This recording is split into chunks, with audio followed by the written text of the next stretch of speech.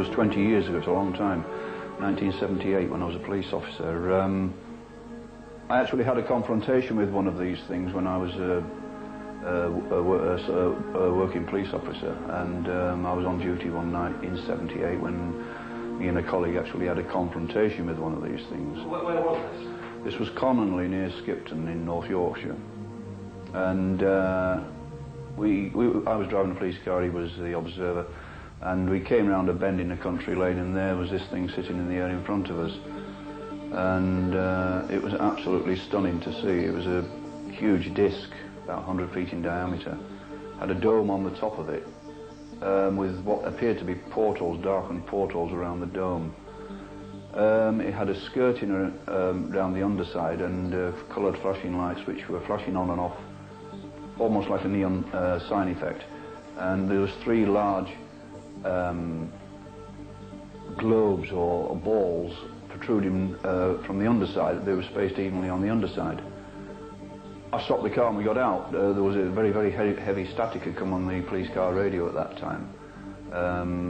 I don't know the cause of it. It may have been because of this thing was there, but it wouldn't be right to jump to conclusion. But this static suddenly set up on the radio, and I got out of the car, both of us did, and we stood there sort of open mouth looking at this thing as it slowly moved away from us.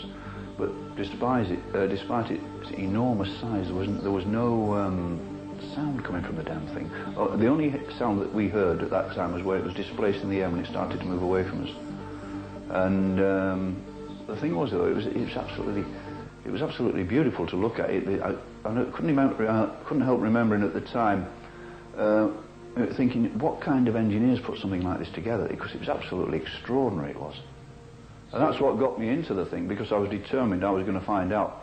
I mean, I'd not long been out of the RAF, and my last postings, I'd been on Air Force bases where they were testing the very latest technology in aircraft.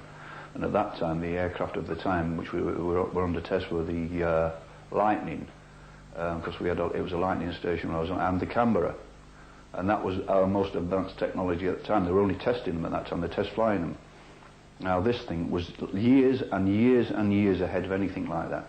It was no question about it at all. It was something that we hadn't got, and I knew it from the moment I saw it. Skeptics and debunkers, of course, would continue to maintain that all such accounts of so-called alien abductions are foolish nonsense. How would you counter these? Well, first of all, it was the skeptics and debunkers that said that the world was flat for 300 years, despite some of the top scientists of the time saying it was round. It's very, very easy for a skeptic or debunker to turn around and say to people who've done years and years of research, this is absolute rubbish. It's very, very easy. This is what they do all the time. And of course, when we say, well, you prove to me that what I'm saying is rubbish, and they will turn around and say, well, it's not for us to prove that you're right. It's not for us to prove that you're wrong. It's for you to prove that you're right. And so we're always going to be faced with this thing. And as much information as you put before these people, they will do their best to pull it to pieces. But the facts are the facts.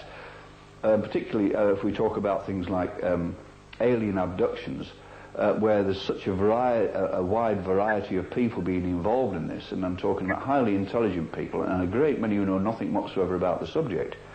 We're getting them all over the world, as you well know. People who are very, very backward, are not in touch with the media and things like that, and they're telling the same stories. Now, is everybody imagining things? Is everybody making these things up? What are they to gain, particularly these sort of backward countries, by saying things like this? But that is not the point.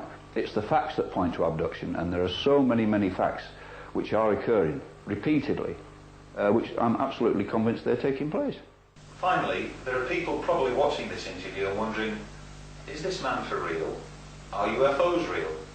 If you could look at that person right now, what would you say? I would say, first of all, seek and you will find. But don't just condemn this subject without investigating it. It's very, very easy to turn around and condemn things just off the top of your head. We've put a lot of time and a lot of years into this investigation. And I can assure you, without any question of a doubt, that aliens are here, aliens have been here for a long time, and aliens are in contact with various elements of the military and other countries, diplomats. it wouldn't be prudent to me to say any more at this time, but if you can believe me if you wish. If you don't believe me, well, that's entirely up to you. But I gain nothing by saying these things. Only these are the things that I have uncovered during my investigations.